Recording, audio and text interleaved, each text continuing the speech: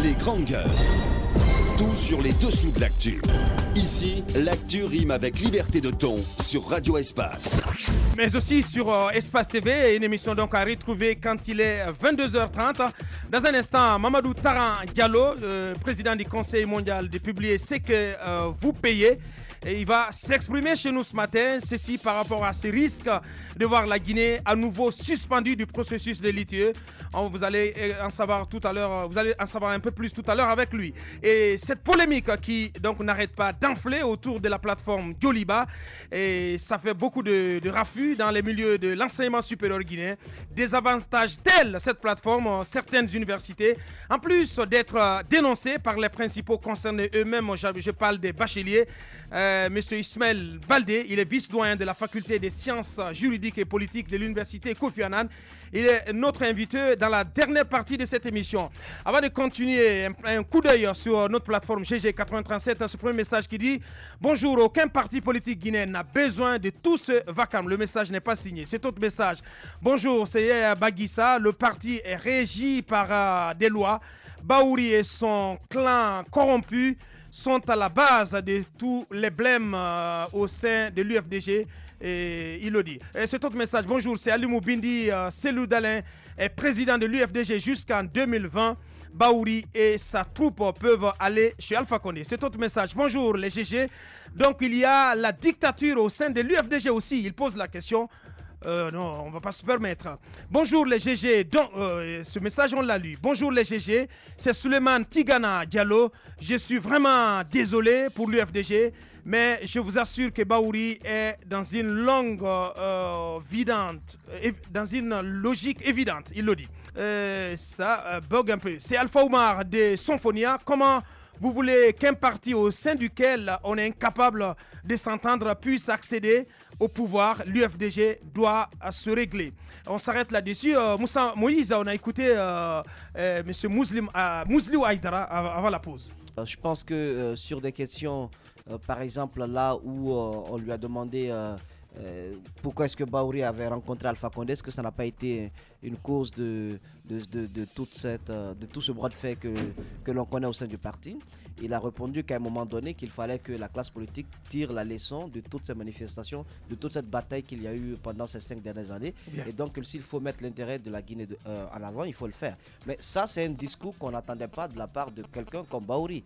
Si un tel discours est fait, je pense qu'aujourd'hui, il est dans une toute autre posture, celle de quitter le côté extrémiste qu'on lui colle très souvent pour entrer dans une autre phase, celle d'une alliance ou celle d'un rapprochement avec le pouvoir en place, et donc qui pourrait aboutir à son retour au pays et au retour de ceux qui sont en exil depuis maintenant des années. Alors, ça ne fera qu'empirer les choses entre lui et Selou Dalin Diallo.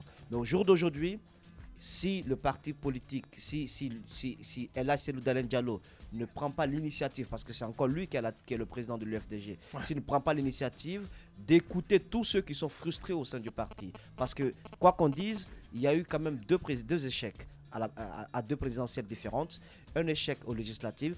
Il y a quand même des militants ou des responsables de parti qui ont des griefs, qui se posent des questions, qui veulent peut-être faire des propositions pour que le parti puisse changer sa stratégie politique. Eh bien, il faut écouter ces personnes quand on est à la tête d'un grand parti.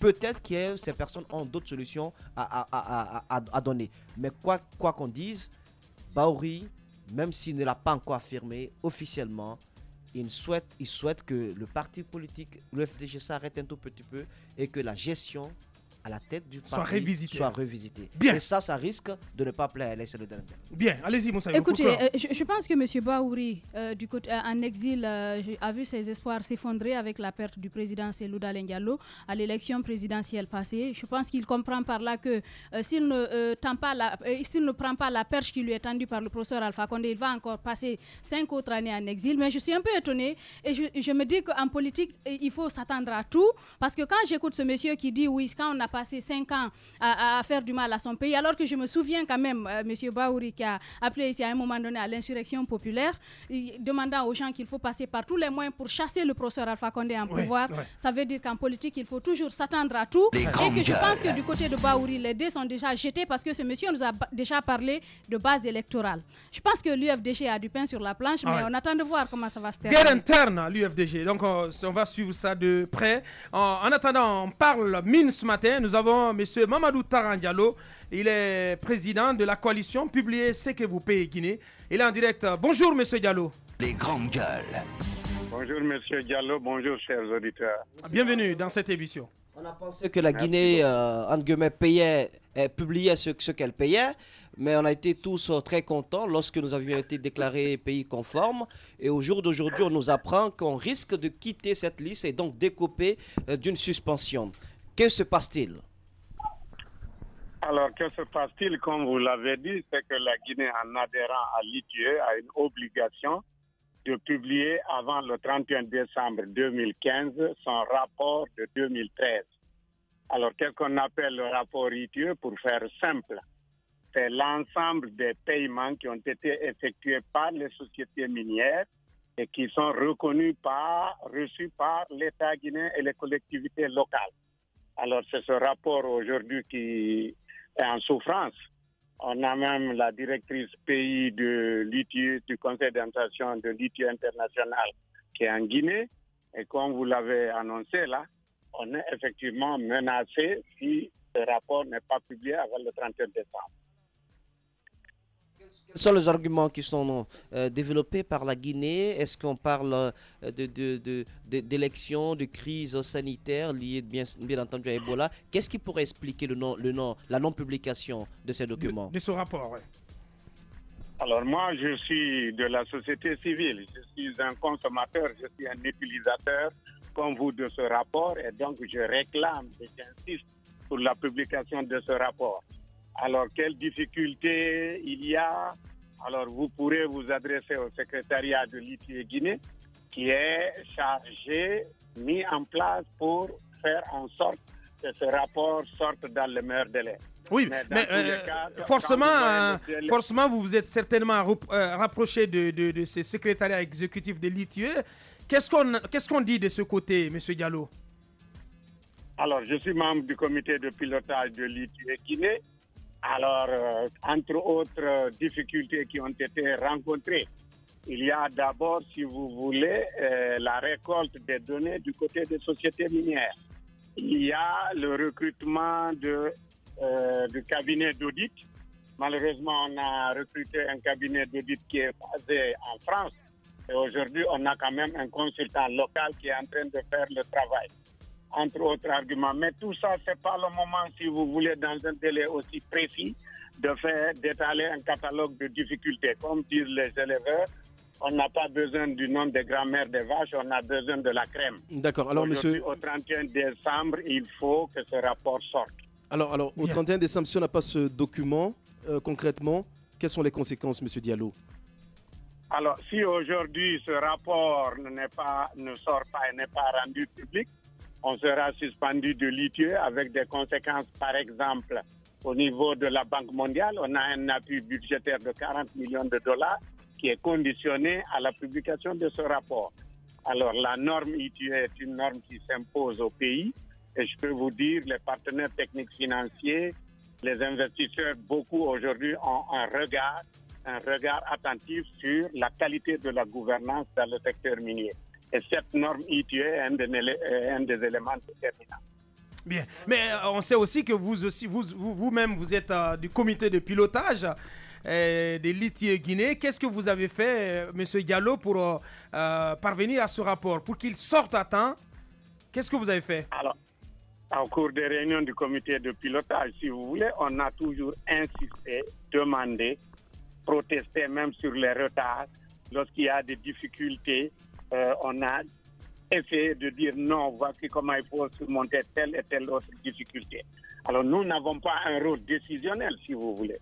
Nous avons un rôle consultatif et un rôle informel. Voilà ce que nous faisons au niveau des choses. Bien, Monsieur Mamadou Taran Diallo en direct. Dernière question, Moussa. En toute franchise, vous pensez qu'on peut être dans le délai? qu'on pourrait, a-t-on, publier ces rapports? Alors, je ne vais pas risquer avec vous. J'ai dit qu'il y a des inquiétudes, mais il y a de l'espoir.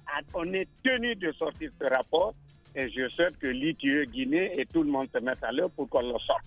Il y va de l'honneur et de l'image de la Guinée. Bien. Monsieur Mamadou Taran Diallo en direct dans cette émission. Merci d'avoir répondu à nos questions, Monsieur Diallo. Merci beaucoup. Bien, au revoir. Les grandes gueules. Tout sur les dessous de l'actu. Ici, l'actu rime avec liberté de ton sur Radio Espace. Dernière ligne droite au compte de cette émission. Encore un quart d'heure à passer ensemble. On va y aller aujourd'hui jusqu'à 10h. Et nous avons donc le temps de reparler de cette plateforme Joliba qui fait assez de polémiques. Nous avons dans ce studio M. Ismaël Baldé, il est vice-doyen de la faculté des sciences juridiques et politiques de l'université Kofi Annan. Il est notre invité. Monsieur Baldé, bonjour. Bonjour. Bienvenue. Bonjour, monsieur Diallo, bonjour. À toute l'équipe, bienvenue dans cette émission. Allez-y, Ahmed. Alors, monsieur Diallo, c'est clair qu'on a... voilà, monsieur Baldé plutôt. On a longtemps parlé de ce sujet. C'est quoi exactement le problème aujourd'hui? Ça n'a pas encore été réglé. C'est quoi le problème? D'abord, je voudrais qu'au préalable, messieurs les journalistes, que vous me permettiez de ramener, de recentrer ce débat et de nous entendre sur une chose. Ouais. Quel est l'objectif recherché en Guinée par rapport à l'éducation d'une manière générale et par rapport à l'enseignement supérieur et en particulier? Quel est l'objectif recherché par les Guinéens, par l'État guinéen, par vous et moi, par les familles? C'est la qualité? Je pense que voilà, c'est l'offre d'un enseignement de qualité. Et pour qu'il y ait un enseignement de qualité, il faudrait des universités performantes. Or, nous sommes d'accord qu'à l'état actuel des choses, avec 38 universités pour un petit pays comme la Guinée, privées, ouais, 38, oui. 38, autour de 38 ou 39, parce que tous les jours, on en crée une. Il suffit de regarder la publicité qui passe. Avec 38 universités et des universités qui ont des effectifs de 100 ou 200 étudiants, on ne peut pas offrir un enseignement de qualité. Oui, mais quel est le rapport avec la plateforme Joliba? Permettez-moi de terminer. Ces universités, comme on l'a dit, sont autorisées par l'État. Permettez-moi de terminer avec ce préalable. Ouais, c'est l'avant-propos. C'est extrêmement important parce que si l'on ne campe pas ce débat, on va toujours tourner autour du pot et on ne va pas aller à l'essentiel. Ouais. Des universités de 100 ou 200 étudiants ne peuvent pas offrir un enseignement de qualité. Parce que l'enseignement supérieur a un coût. Il faut avoir des reins solides pour tenir l'enseignement supérieur. Il faut avoir des labos. Il faut payer des enseignants de qualité. Il faut avoir des infrastructures extrêmement coûteuses pour tenir le bout. Et aujourd'hui, on ne parle pas de concurrence. Permettez-moi, je vais en finir. On ne parle pas de concurrence. Oui. Est-ce que vous voulez dire qu'il y a des universités qui doivent fermer, clairement? Exactement, je voudrais venir à cela. Pour que nous offrions un enseignement de qualité, il faut trouver la solution pour réduire le nombre d'universités privées, les ramener de 5 à 6 universités. Et pour ce faire, l'État guinéen doit le faire. C'est l'État guinéen qui a le pouvoir. Comment? Oui. 2 méthodes. La première méthode, il s'agit pour l'État guinéen d'abord de procéder, si on le souhaite, par la méthode autoritaire. La méthode autoritaire, c'est quoi? C'est d'évaluer ces universités en utilisant des cabinets d'audit extérieurs, étrangers. On peut même se faire assister par nos partenaires au développement pour évaluer ces 38 universités et que ces partenaires-là sortent un rapport sur la base duquel l'État va prendre une décision. Pourquoi des étrangers? Non, je veux dire, il faudrait c'est pas des Guinéens qui vont faire l'expertise en France ou aux États-Unis. Permettez-moi, en tout cas, je parle de cabinet. Deuxième méthode. Je parle de cabinet qui pourrait faire l'évaluation de ces universités pour faire en sorte que les meilleures universités parmi ces 38 soient retenues. Ça, on a compris, M. Baldé. Deuxième méthode. Il faut revenir rapidement à Joliba. Deuxième méthode. Vous n'avez que 10 minutes, J'ai dit 2 méthodes. Deuxième méthode, c'est l'offre, la loi du marché.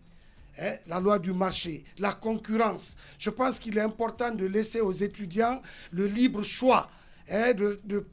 d'opter pour l'université de leur choix. Et ça passe par laisser le soin aux étudiants. Les étudiants sont les meilleurs juges entre toutes ces universités-là. D'où Djoliba. D'où justement notre rejet systématique dès le début de cette plateforme Djoliba, qui est une sorte de labyrinthe, une sorte de sanctuaire, une sorte d'endroit que personne ne peut connaître. Djoliba a fait quoi? Djoliba a fait quoi exactement? Djoliba n'est pas transparent, parce que les universités privées n'ont pas accès à la plateforme. Nous ne pouvons même pas savoir quel est le nombre d'étudiants qui ont opté. C'est pas ce que Djoliba nous dit. Permettez-moi, vous avez un code. Non, je suis désolé.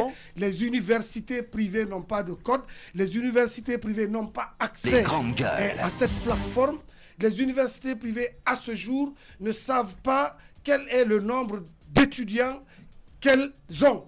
Et deuxièmement, ce qui est plus grave, c'est qu'aujourd'hui, la conséquence, c'est quoi? C'est que nous avons plus de 10 000 étudiants qui ne sont soit pas du tout orientés, soit mal orientés. Parce que telle que la plateforme se présente, telle qu'elle est présentée, l'étudiant qui vient d'avoir le bac est perdu. Il est en face de plus de 15 filières offertes qu'il doit choisir à partir d'un téléphone.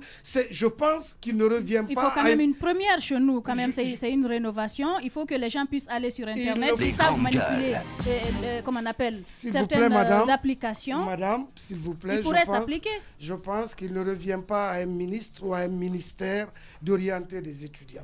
Les étudiants, s'il vous plaît, étudiants sont... C'est le ministère de l'enseignement supérieur quand même. Permettez-moi, le ministère il a le droit de prendre des initiatives. Il a le droit il n'a pas le droit d'orienter. Mais laissez le choix aux étudiants de choisir. Mais ils font le choix. Les étudiants font le choix. On doit laisser le choix aux étudiants. Je vais vous poser une question. Concrètement, dites-nous. Ça fait polémique, cette plateforme. Concrètement, lorsque l'étudiant, quand on regarde le processus d'inscription ou de réinscription sur la plateforme, on voit que l'étudiant, en faisant son choix, quand il choisit également la filière l'université, tout cela doit être validé par l'université elle-même, qui, selon le concepteur qui est un fruit, je le signale, de l'université Kofi Annan, qui a lui-même créé Djoliba, selon ce concepteur, vous avez un code parce qu'il vous revient de valider en dernier ressort le choix de l'étudiant. Quand vous dites que vous n'avez pas accès à la plateforme, j'ai du mal à comprendre. Je pense qu'on ne se comprend pas très bien. Et lorsque la plateforme a été lancée, vous avez, je pense, entendu le bruit que ça a causé avec ce goulot d'étranglement à l'inscription. Et aussi, deuxièmement, jusqu'à date, nous ne pouvions pas avoir accès. Je vous dis, nous ne savions même pas combien d'étudiants ont choisi Kofi Annan, par exemple. Comment vous avez su, monsieur, que vous avez 50 étudiants en médecine? Comment vous avez su? À travers leur quota. Ils ont fait une sorte de quota, s'il vous plaît. Oui. Ils ont demandé aux universités leur capacité. Nous avons donné nos capacités. Oui. Ils nous ont répondu par des quotas. Donc nous sommes dans un système qui ne dit pas son nom, qui a pour objectif de donner des étudiants, 100 étudiants, 200 étudiants par ici, à des petites universités qui ne vont pas tenir la route. Permettez-moi de terminer avec ça. Je l'ai dit dès le début, qu'une université avec un effectif de 100 ou 200 étudiants ne peut pas tenir la route. Dans un contexte de agréées. Il y en a qui commencent par votre. Mais quand elles sont agréées, je ne demande pas de ne pas agréer. Moi, mon problème aujourd'hui, nous demandons pour qu'il y ait un enseignement de qualité. Je pense que ça, c'est un autre débat. Oui, je pense que ça, c'est un autre débat. Pour qu'il y ait une offre. Oui, mais vous-même, vous contredisez, M. Baldé. Vous contredisez, M. Baldé. Vous parlez de qualité, de qualité de l'enseignement qui est fourni. Et je pense que cela n'a rien à voir avec le nombre. On n'est pas là dans un débat sur le nombre, sur le pléthore. Non, je ne parle pas de pléthore. Moins il y a d'étudiants, permettez-moi de vous dire le lien. Plus la qualité y est. Non. Pour les universités privées. Oui, qu'une université soit performante, il lui faut des moyens. Bien. Il lui faut des moyens, il lui faut des infrastructures, il lui faut des labos, il lui faut des enseignants qui coûtent cher, c'est-à-dire des enseignants de rang magistral. Vous savez très bien. Les petites universités recrutent des licenciés, recrutent leurs étudiants qui viennent de sortir et qui ne peuvent pas donner cet enseignement de qualité. Voilà la question. Monsieur Baldé, votre objectif, c'est aussi de voir l'enseignement supérieur débarrassé de tout ce clientélisme qu'on lui connaît aujourd'hui, de cette magouille, des étudiants qui sont sur des listes alors qu'ils n'existent pas en sorte, des étudiants qui sont morts alors pour lesquels l'État continue de payer de l'argent, des étudiants qui ont voyagé ou qui ont changé de filière pour lesquels on paye un montant qui ne correspond pas du tout aux frais d'études. Djoliba ne vient pas, selon vous, mettre fin aussi à cela? Nous ne contestons pas du tout et nous ne voulons pas ici jeter l'anathème sur, disons, le bien fondé de Djoliba. Nous voulons tout simplement dire qu'à côté de ce Djoliba-là, il est important aujourd'hui et qu'il est urgent d'entrer et de voir comment ça se passe dans ce système de délivrance des agréments pour les universités privées et dans quelles conditions on affecte 100, 200 étudiants à des petites universités qui viennent de naître et qui ne pourront pas fournir un enseignement de qualité. Dans ce cas, je souhaite que le débat soit circonscrit. Voilà, alors, on parle des universités, mais on parle de la plateforme Djoliba. C'est important. Alors, parce que je sache, je pense que c'est cette plateforme que pas mal d'universités contestent compte tenu de son quota, le quota d'étudiants qu'ils doivent recevoir. Maintenant, en ce qui concerne la qualité des universités, je pense que ça peut faire l'objet d'un débat.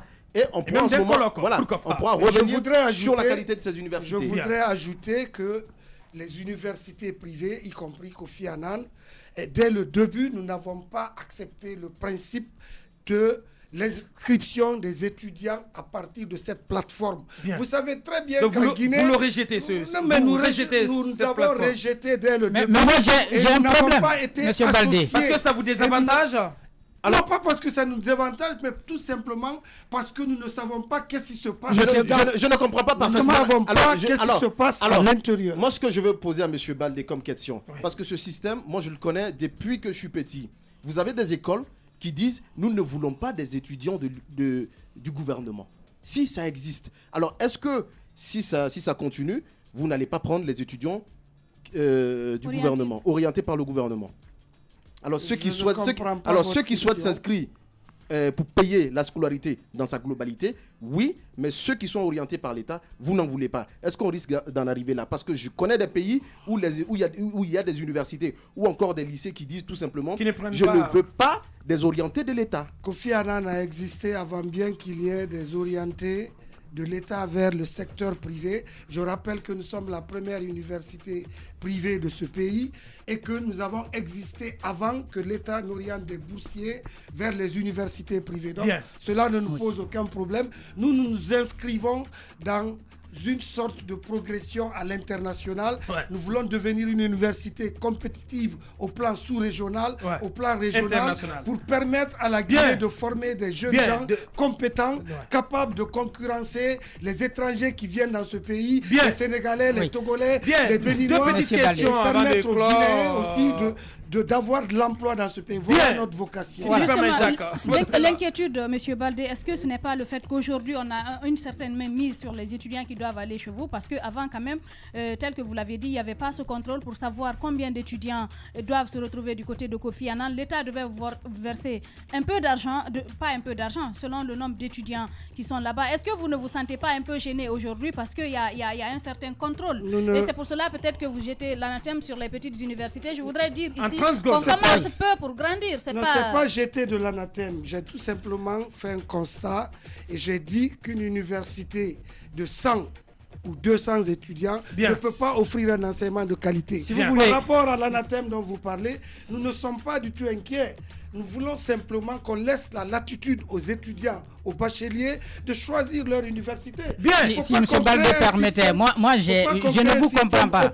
M. Baldé. Un système fermé dont on ne voit pas les en 10 secondes, je voudrais orienter les étudiants en cachette. La dernière fois, M. Baldé, si je comprends très bien, c'est dans votre université que les 39 se sont retrouvés.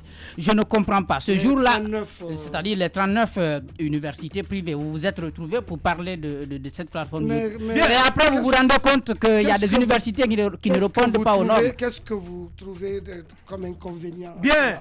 On peut bien se retrouver. Mais il faudrait bien qu'on fasse un nettoyage en ce qui concerne l'enseignement supérieur privé. Et la solution, c'est deux solutions.